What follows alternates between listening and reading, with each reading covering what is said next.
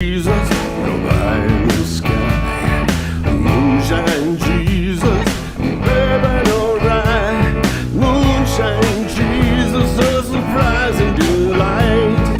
Moonshine Jesus, won't you shine a light?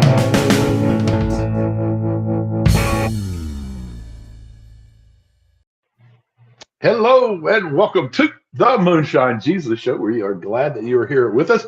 Today we are going to be talking about the Guardians of the Galaxy's holiday special.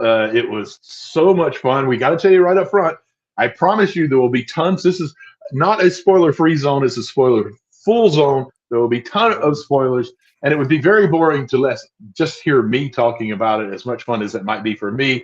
So I am very fortunate to have my good buddy Caleb with us here today. How are you, Caleb? I'm great. How are you doing today, Mark? I'm doing really well, sir. I'm so excited to be talking about this, man. I can't even begin to tell you. But we have to start with some drinks. So I'm curious, what kind of themed drink do you have for today's show? So this one was a lot of fun to think through, and there are a lot of Guardians of the Galaxy themed cocktails. Sure, yeah. And so I've got an I am Groot beer. Groot beer, I like it. I am Groot beer. Yeah, Groot beer. It's actually a Groot beer float. So lovely. It's kind of an odd thing to drink in the winter, but it's fun, and it's root beer and bourbon and mint ice cream on top. So you've kind of got the natural tree part of that, and it's very good. And I am Groot beer float. So how about you? What are you drinking, Mark? Well, I just simply went with the holiday theme. I didn't try to match it at the Guardians. I was like, how often do we get to do a Christmas show? So I have some spiked eggnog here. I've got it in my Christmas themed beer glass with some whipped cream and cinnamon sugar on top. So I've been looking forward to this all day, honestly. So cheers, sir. Cheers, Mark. And here's to a great show, man. Moonshine Jesus, Moonshine Jesus, Moonshine Jesus, Moonshine Jesus, won't you shine a light?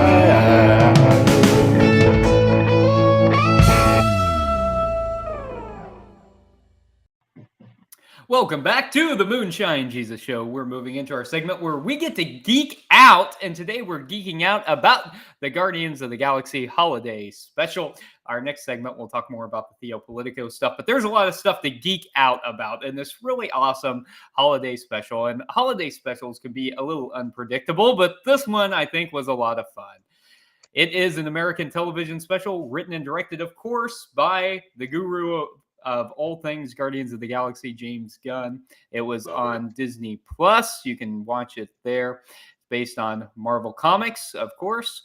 It is the second Marvel Studios special presentation in the MCU that is shared continuity between the films and the television series. So this is something relatively new for Marvel.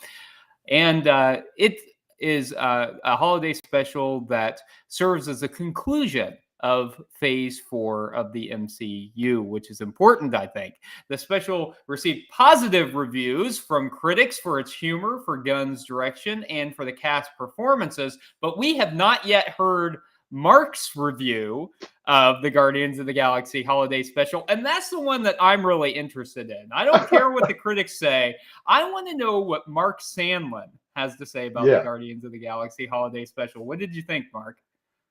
I've got to say, I absolutely. First of all, for those who are watching with us, sorry for the false titles. My job is to fix the titles when we broadcast, and I had gotten the wrong one out there. We will fix that as soon as the show's over, but we still graduated. So the show, man, I love this thing so much. Like, I could not contain my joy. I was laughing all the time. One of the early things that happens is this great Christmas song written by aliens And you know that old game you used to play in youth groups and stuff, where you tell a secret and you pass it down, you pass it down, and by the end of it, it gets really weird. And that's what kind of the song was like, right? That he wrote this alien wrote this Christmas song based on what someone told someone about what Christmas is like on Earth, and it is hysterical. Like I was just leaning in, my eyes large. I was trying to everybody be quiet. I need to hear the next line. I need to hear the next line. Like it was so brilliant. I mean, didn't you think it was absolutely brilliant?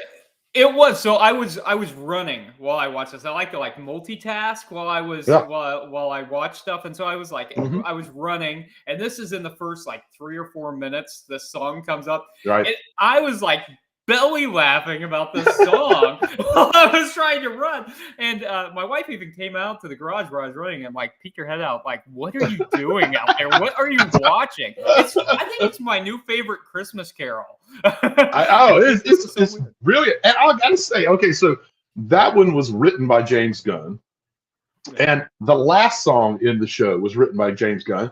And it's also one of my new favorite Christmas songs. It's just who knew that he was that brilliant at being a lyricist? It was absolutely both of them on point. I'm glad you answered this question for me, because I thought, how did they sit down and do this? Did James Gunn say, hey, look, I want to make sure you've got the feel for Guardians of the Galaxy, and they wrote it. And so I'm glad to know that James Gunn is a talented lyricist as well as a director, and he came up with that incredible song. And what's even more surprising is he wrote those lyrics and the show all in 3 days. That's crazy. Right. While they were filming Volume 3, he is. While they were filming Volume 3, they decided that it would be a good idea to do this special. And so he took 3 days at his house, and he came back with this incredible show that's silly and goofy and heartfelt and fun. It just it's eye-popping too, man. All of the visuals are just crazy. And he wrote these 2 incredible songs on top of it. He's amazing. I think that's one of the fun things about Guardians of the Galaxy that really stands out, is that you do get all of those elements, and you do feel heartwarmed, and you get excitement and action, but it's funny and it's fun to watch all along the way. So I think it's interesting that this kind of tied up phase 4 of the MCU. And this was the first phase where we got really a lot of streaming content as a part of the phase.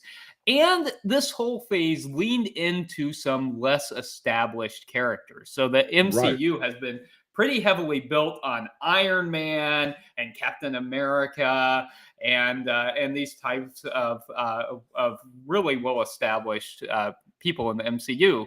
And so we got Falcon the Winter Soldier, we got WandaVision, we got She-Hulk.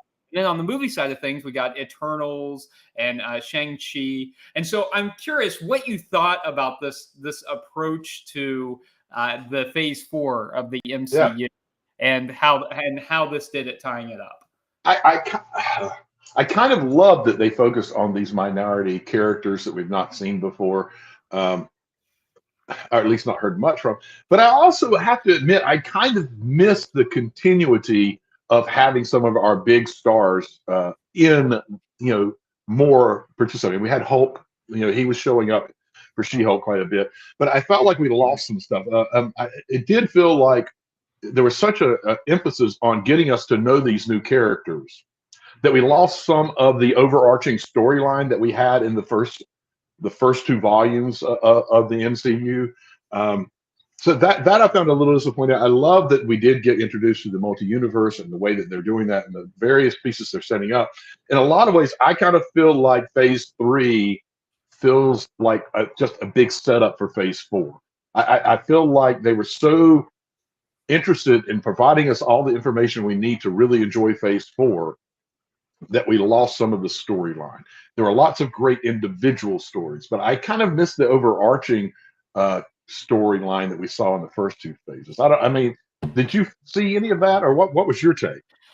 Yeah, I thought that I was grateful that we had Spider-Man and Doctor Strange and Thor as kind of anchors. I think probably of those three anchors, Spider-Man was the strongest film. Yeah, And technically, Black Widow was the one that kicked off Phase kicked it 4. off, right? So yeah, and so she was obviously a part of the main kind of Avengers cast, but also maybe a little bit lesser. I think focus. She hadn't had her own movie, for instance, like most of the others Yeah. had. So I did appreciate there were some anchors, but yeah, I think that was one of the pieces that was really kind of challenging about the streaming pieces, is that they didn't have those anchors. I thought they were all really strong pieces, some stronger than others, but I think that they did a pretty good job of introducing some of these new areas in Phase 4, which is something that a lot of fans have been really nervous about, especially because it's been so Iron Man heavy in particular. And I think, last week we were talking about the kind of Batman being the cornerstone of DC. And I think in this new iteration of Marvel in the MCU, Iron Man has really been the anchor of the MCU. So when we saw Iron Man gone, it was a lot of fans, I think, were nervous about what that might look like. So here's what I'm wondering, Mark, as we're looking into Phase 5.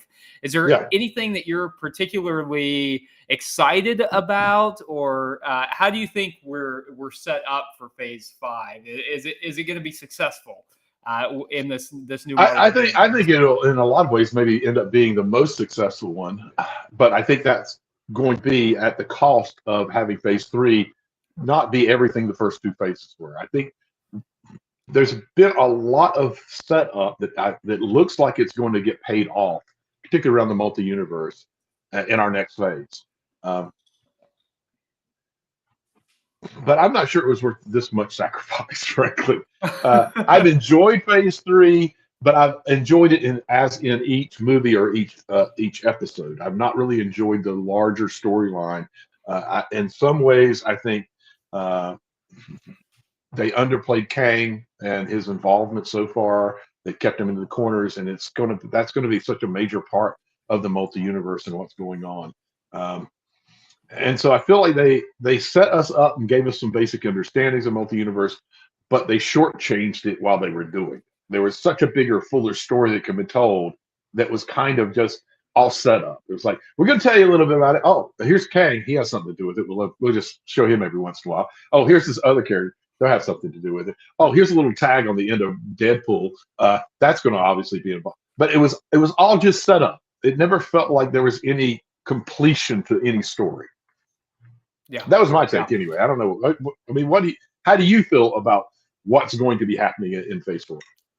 I'm excited about it. I think that I'm excited to see some of these new characters that have been introduced. And I agree. I think the multi-universe thing is something that's going to be interesting to be explored. I'm glad that they introduced that with Spider-Man. I think that was a particularly strong way to. I mean, technically, they introduced it with Loki, though, didn't they? That's true. But I think fewer people watched that. I think that's very true. Yeah, no doubt. And I think for the mass population of even Marvel fans, I think most people saw the Into the Multiverse the Spider-Man Far From Home. No Way Home. No Way Far Home. From Home was the one before. No Way Home was this one. Right. With the multiverse. All right, so we've kind of went broad, so we could talk about Phase 4 because this one was tying it up. But I want to go back a little bit more specific to this fun holiday special here, I want to talk about. Well, I've got a couple questions, but let's start with this. What did you think about the true hero of this show, Kevin Bacon? Kevin Bacon, yeah, Kevin Bacon. How do you like Kevin Bacon's role in this? I think he was just the best sport around. Like, he had a great attitude. He had such a great attitude, and he obviously was willing to do whatever they threw at him. And he just played it perfectly, over the top. Just he fit right into the silliness of the universe. When Mantis uses her powers on him and tells him to be a hero, and he goes into his rogue British accent of a World War II, It was like I was like, holy crap! He is really like he is going all in on He's this. into this thing. Yeah. Right? It was so and he didn't he it was a silly thing to do, but he played it completely serious in the way that if Mantis's mind powers would, and he was like serious actor playing a role, it's just so much about it that he really opened himself up to be silly and goofy. I saw an interview with him. I think it was late the Tonight Show, where Jimmy asked him about it, and he said, "You know, it was one of those things where I stepped on the set, and I think he means on the set of Nowhere, with all the Christmas lights and all the everything." And he said, "I just realized what a fun job I have, and that I really need to open myself up to just appreciating this and having fun." And you can tell he did through the whole thing. I mean, didn't you think? Wasn't he having a blast?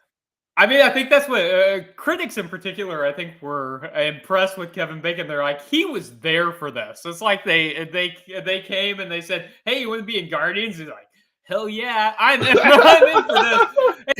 And one of the best moments of the film is when they get on the Bowie. They're right, which is a great name for third Starship. Yep. Right? Yeah. So he gets on the Bowie, and Drax and Mantis obviously think that the he's the hero then are real. He's a real hero. He really saved the town by dancing like in Footloose. And when they realize he's an actor, I know what you're going to talk Drax, about. "You're an actor." Actors are terrible. It was so great. I would normally this would really make me mad, but it's just so beautiful out here. It was so great, and there were so many meta levels going on there. Like you have an actor accusing an actor of being awful because he's an actor, and it makes the actor's characters sick. But they're actually an actor. It was just that was so. That is the brilliance of James Gunn. Yes, indeed. And what's so fun about Guardians of the Galaxy is that Guardians has never taken itself too seriously. Right. It's always been fun. It's always been this great mix of visuals and comedy and fun music that really pulls people in such a fun way. And it's so established now that it's easy for us to forget that this movie was like a risk when they made it. Oh, like no one really thought that was going to be successful. It was I mean, even comic book fans barely knew Guardians of the Galaxy. I mean, these were really obscure characters that he pulled out and have created characters that are known around the world, which is pretty amazing. I need to say this about James Gunn. I heard an interview from him recently where he says, and I agree with him, that this holiday special is the greatest thing he's ever done. I agree, 100%. It was so fun because, like I said earlier, holiday specials are unpredictable. Sometimes they're terrible. And I was a little nervous, except that Mark, you had seen it first, and you're like, "Man, this is awesome! You got to watch it. You need to watch it 2 or 3 times." I'm like, "Okay, well, that alleviates some of my fears." But a lot of times are really bad. But this one, really are awesome. Well, it's awesome, and also we haven't talked about this. He was so smart. He pulled on the nostalgia strings. It's very much done in the old 70s and 80s holiday specials kind of style. We even open with really crappy animation, that we would have had. It reminded me of the Star Wars Christmas special, with the animation there. So poking fun. So few frames per second, that it's very kind of stop animation almost, even though it's not stop animation. It was brilliant to open up that way and to give the backstory of why they needed to save Christmas for Peter. It was everything about it I thought was really. He thought this. How did he do this in 3 days, man? I mean, there's so many levels of awesomeness that are going on. I would have thought that it'd take someone at best a month of only working on this and thinking it through and figuring it out and writing the script and figuring out the music. I mean, we haven't even talked about the soundtrack. He is brilliant at putting his. This is the best underground Christmas soundtrack I've ever heard in my life. I literally immediately pulled up my iPhone and put together a playlist of just the songs that are in this movie because I was like, this is an incredible Christmas album. It's awesome. It's so fun. It is so fun. And Opening up with Fairy Tales of New York. Ah, that was like that it, song that was playing, which is really about a drunk tank, yeah. which is very Yeah. popular in Great Yeah. Britain. It's been a popular Christmas song for a long time, Yeah. but Americans probably are less familiar. What a brilliant move! It was just so lovely. I loved it all, everything about it. And then we need to transition, and we could talk about this all day, but we also have to talk about something that spoiler alert here, that Quill finds out that Mantis is his sister, and Yes, that's big. the big reveal, and his reaction to that, and so we can't leave this segment without talking Right. about that. Well, what'd you think about that, Mark? I kind of loved it. I mean, Yeah. I don't know.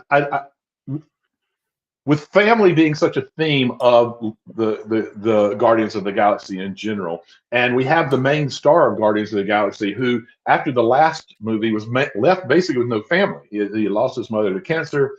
Um, he was abducted, but even his then adopted kind of like father, he dies as well, and then his father, who's a god, and he ends up dying. So he's left alone in this show that's built around the concept of family.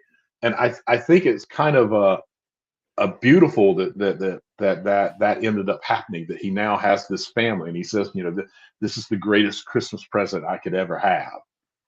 Yeah, yeah. And Gamora dies as well. And so I think that, I agree with you that that it also drives home the fact that like chosen family is real family too. And so I like that. Let's end this segment with that.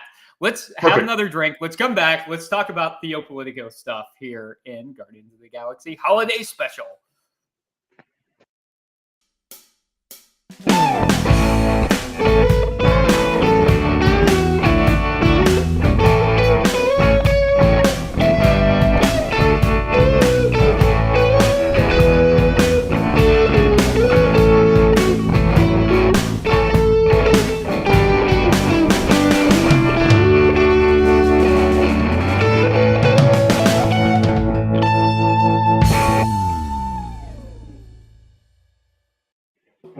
Hello and welcome back to the Moonshine Jesus Show. You're joining us for our Theo Politico segment. So, Caleb, I got a feeling we're going to kind of stick with the Christmas theme and look at maybe the Christian Christmas narratives and their relationships. So, the first question I have for you, so in Guardians of the Galaxy in general, the themes of family and love and home have always kind of been big themes.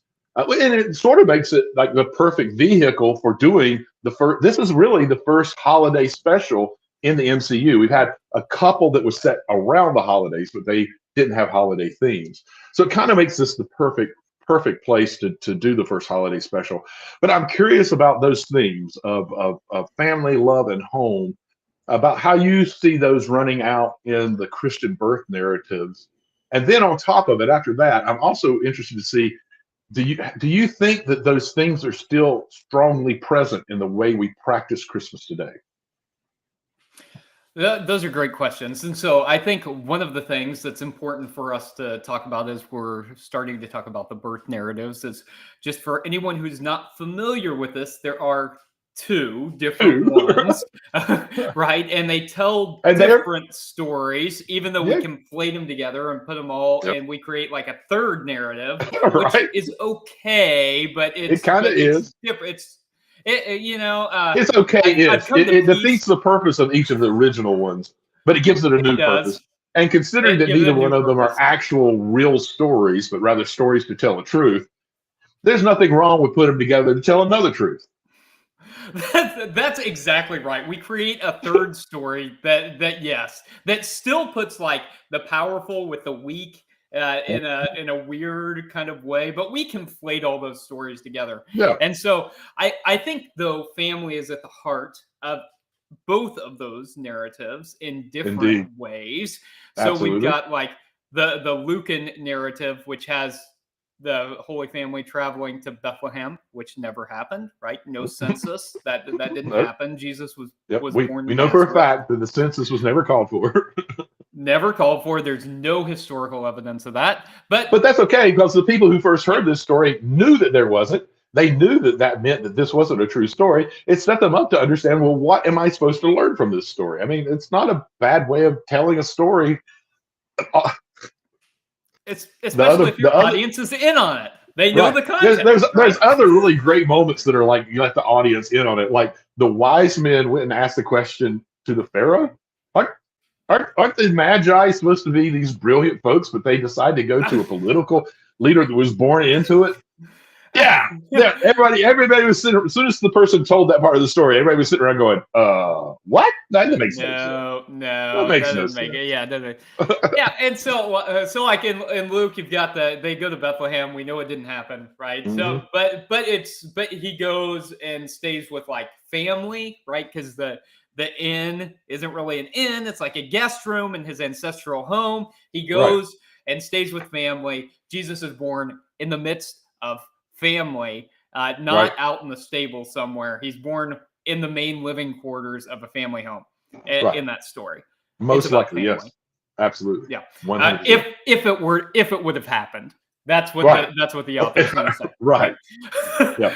In the Exactly. Gospel of Matthew, right? This is the version with the that you were just talking about, Mark, with the Magi coming into town. Magi. Right, Yep. and Jesus is born in a house in this one, The family and the home. Holy Family, they have to become refugees, right? So it's Right. They family flee, but they togetherness. flee together. Yeah. They flee together, yeah, Yeah. and come back.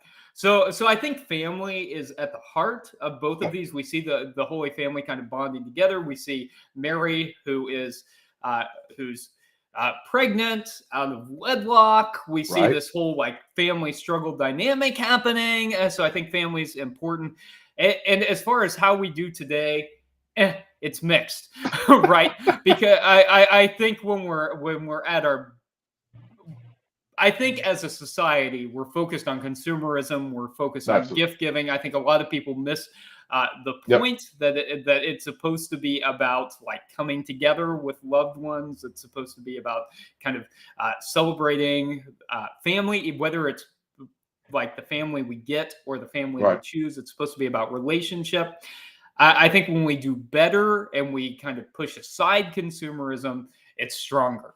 That was a Yeah. really long-winded answer to that question. No, I But like it. I like it. I Mark, like it. that's a hard So question. There's a lot. It's loaded. there's a lot to unpack there. But Tell here's me what the you think about kind it. of a funny happenstance here. So Yeah, as I mentioned in the yeah, last segment, I'm responsible for the titles when we go live, and I yeah, yeah. thought I had changed them, but I forgot to hit the last button to make them change. So what we ended up with was the title of my sermon from this past weekend, which was Mary's War on Christmas.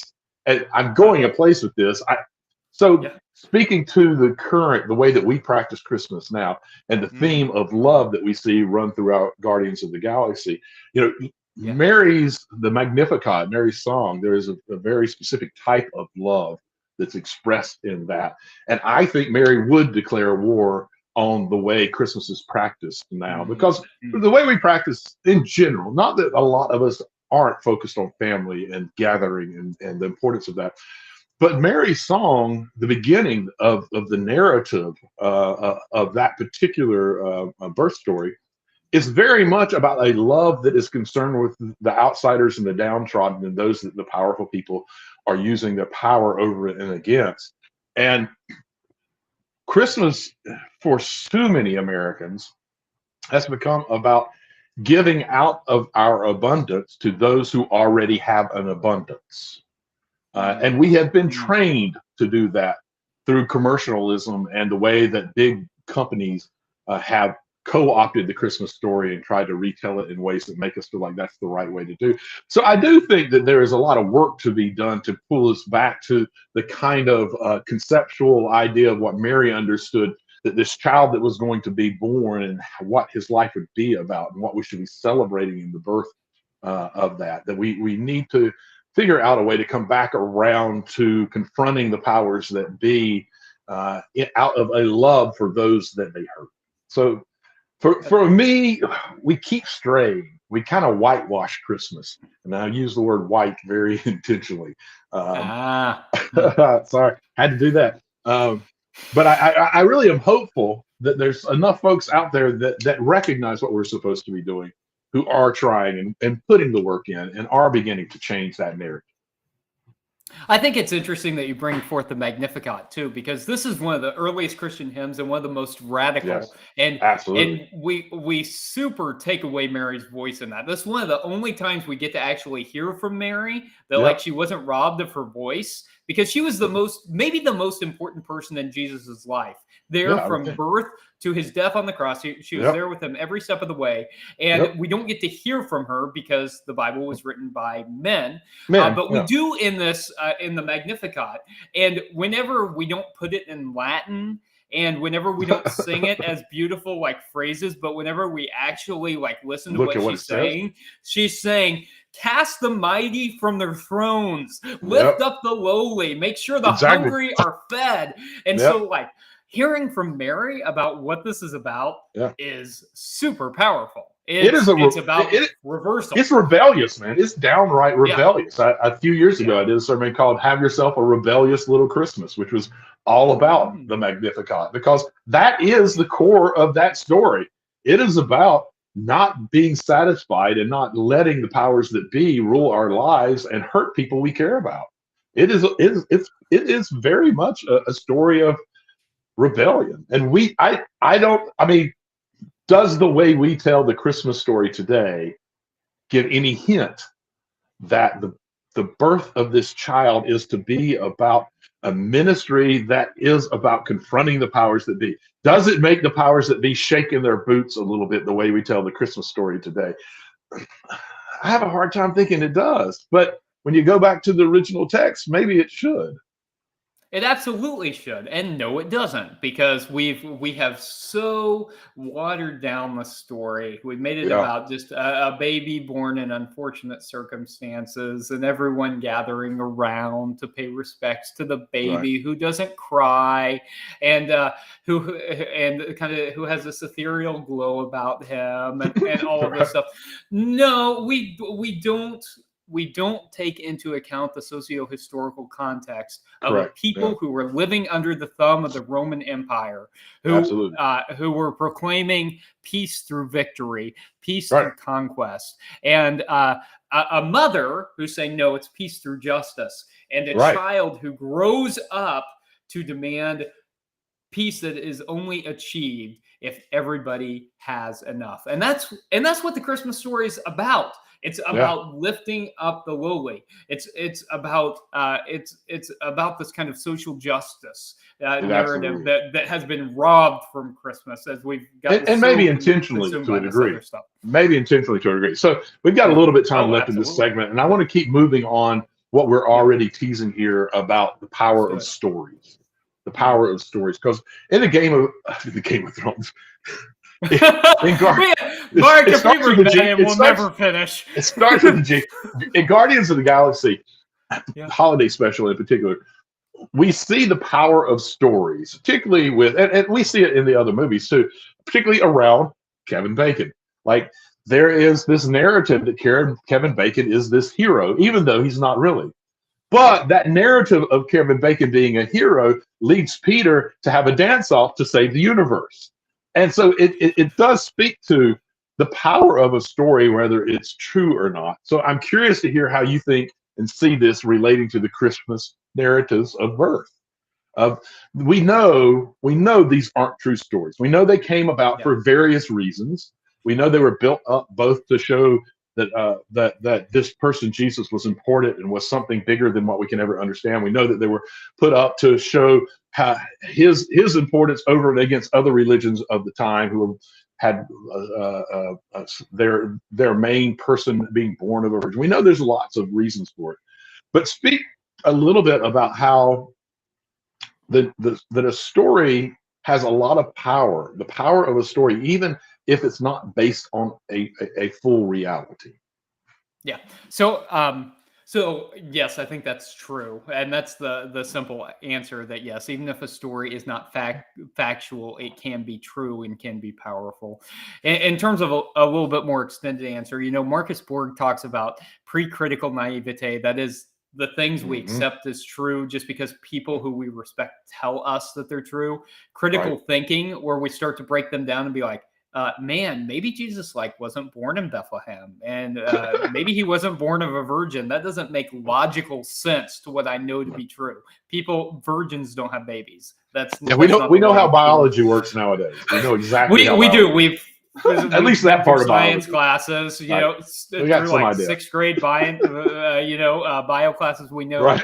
how that works. Yeah. So, and then we get to that stage, and then we get to what he calls post-critical naivete, right? Which is Yep. then being able to look at what the stories are intended to tell. And Yeah. so I think that one of the most important things that we can do as church in the 21st century is to move beyond just critical thinking and moving into post-critical naivete when we're saying, yeah, okay, this didn't happen. None of this happened. But that's okay, because Yeah. what it's trying to say is that Jesus, as John Dominic Crossan says, is what God looks like in sandals. And he was born into this situation to speak the truth and love to the principalities and the powers about the overturn of the system. And when Right. we read the birth narratives in that context, then it's powerful and it speaks to us today. And so, yeah, I think it absolutely is possible, but I think the church kind of has to do the work to tell people why and how. Yeah. And the church, Yeah. man, they perpetuate Hasn't the done- lies, and they've been super unhelpful in actually reaching post-critical naivete. Yeah, we really haven't done a lot of work trying to help people walk that path and that journey, because it is a journey to get to. Yeah. And it's sad because there's so much more power in. I mean, I kind of understand it. It's easy. It's so much easier to just hear a story and accept it as true. Yeah. Even if it runs over and against some just kind of like laws of the universe that you're already aware of. It takes a lot of work to say, well, and it's kind of frightening to say, well, this is a story that I've always accepted as true, but what do I do? How do I engage it in a way that accepts that it might not be true? And if it isn't, then how does it have any meaning for me? And particularly if you've set up a religion where what you believe, or right believing, and I'm going to use it specifically those words, right believing defines whether or not you get into heaven. It is very frightening to go back and to consider if what you've believed your entire life might not be right. That there might be new nuances that you have to consider, because the way that the church sets it up, it means that you all of a sudden are at risk from being in heaven. I mean, I'm not. Yeah. In that world, heaven is a real place and hell is a real place, and you can go to one or the other. And it's frightening by intent to think you might be going to hell. And so risking questioning that causes some very interesting responses in people as you try to explain why that might not be a real story, but why it's okay that it's not, because it might actually be more powerful. Just like Kevin Bacon's story, it's okay that the story that Peter had of him wasn't real, because it was more powerful and it allowed him to do more of what he needed to be doing in the world. And that's a difficult thing to communicate. The church, unfortunately, as you pointed out, is frequently too shy, too worried to venture there, even though they know it's the right thing to do. That's very kind, Mark, to call the church shy. I'm trying, I'm trying to not be so harsh anymore. Well, that's very generous of you. Appreciate it.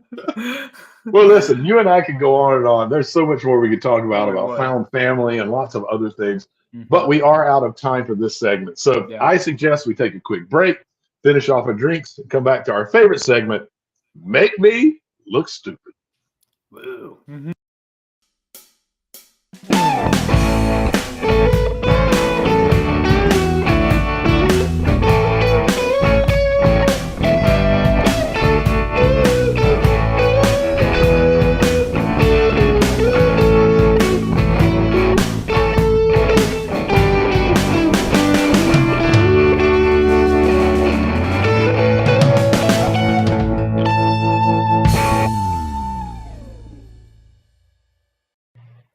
Welcome back to the Moonshine Jesus Show. Thanks for sticking with us to our final segment.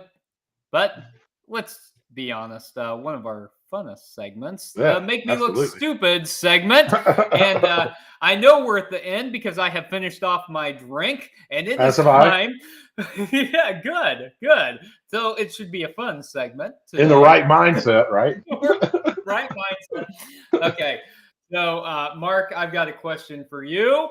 Okay. It is about Kevin Bacon once again. All So, right. so we were talking about this scene earlier where they're in the Bowie and they found out that Kevin is an actor and you brought up the scene where Mantis says, "Act like a real hero." He gets the British accent, acts like he's in World War Right. II.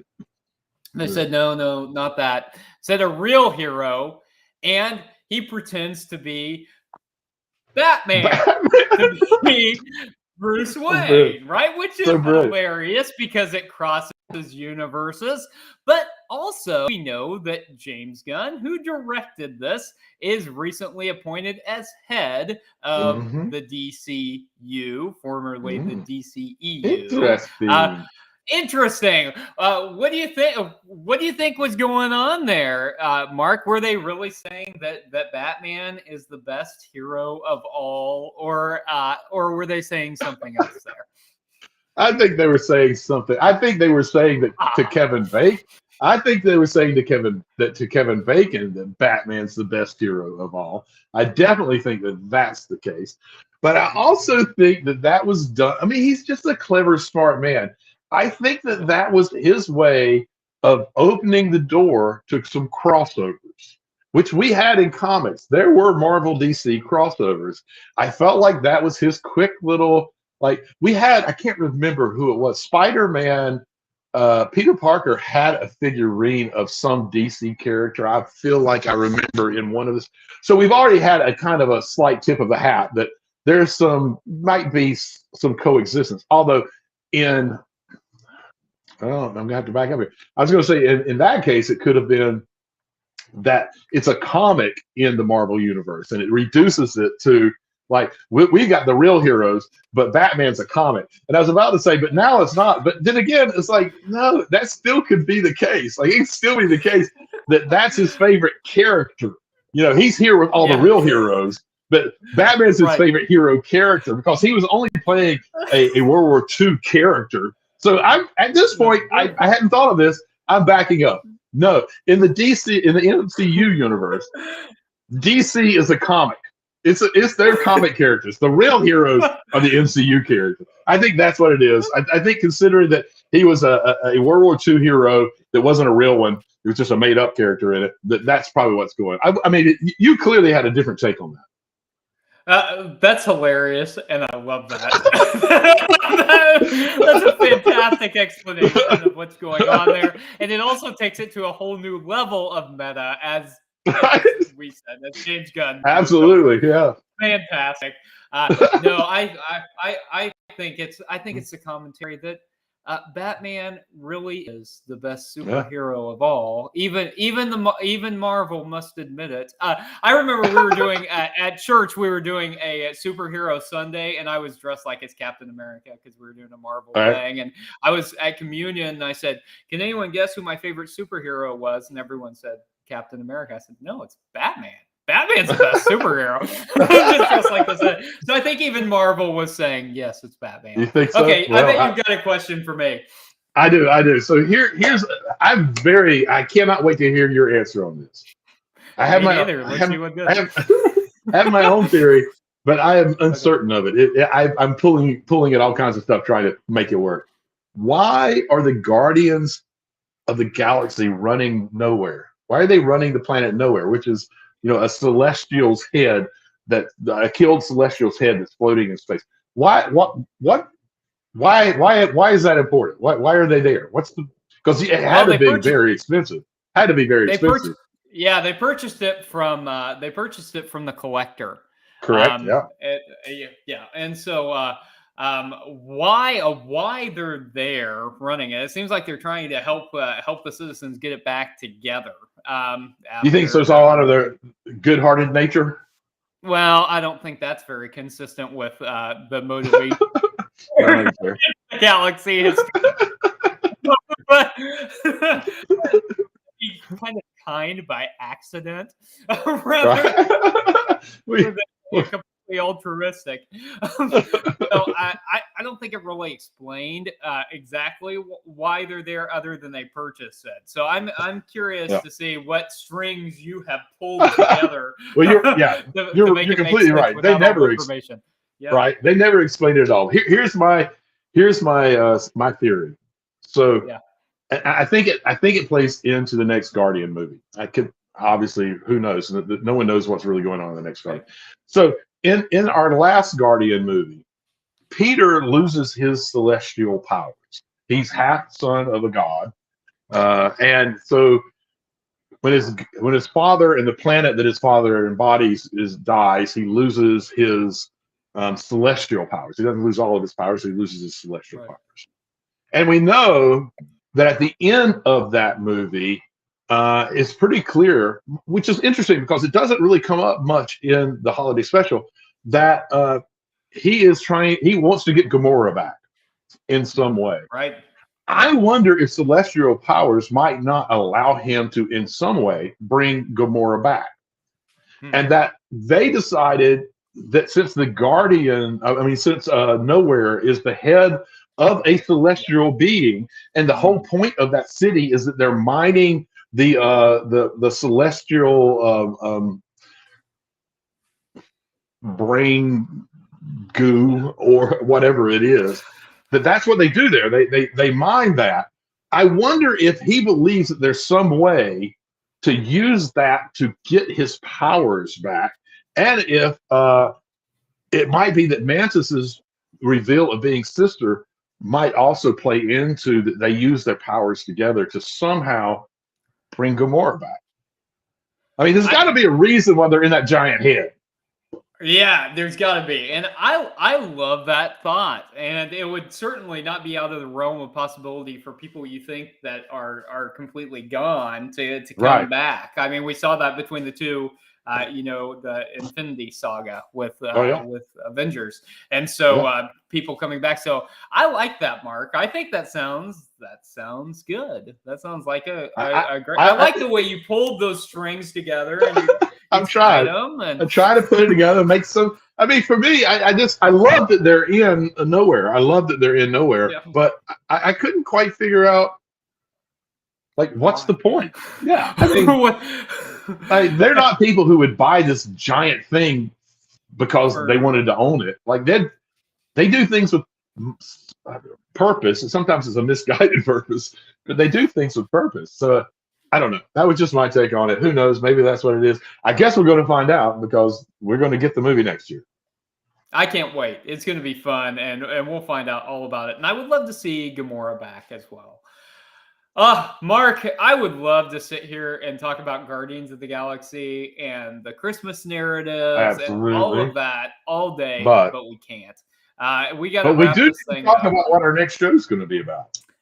We do, and we've had some ideas. There's a big show coming out this week that we've been waiting for a long time for. Absolutely. A sequel.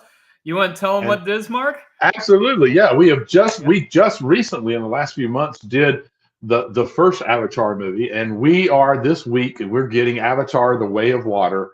And it is supposedly bigger and better and more unbelievable than anything we've seen before. Supposedly, the CGI in this will absolutely blow your mind. I think it should be an incredible show.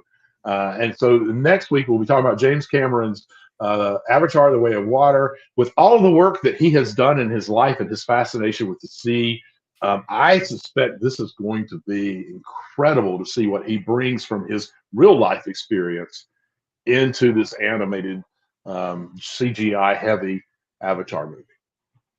I think that that'll be a lot of fun to talk about. As we discussed previously, Avatar was such a groundbreaking show. It'll be very interesting to see how the sequel follows up with that. And as you and I went back and watched that, I think we both realized, hey, actually, this was even better than we remember. So I think Absolutely. there's a lot of possibility.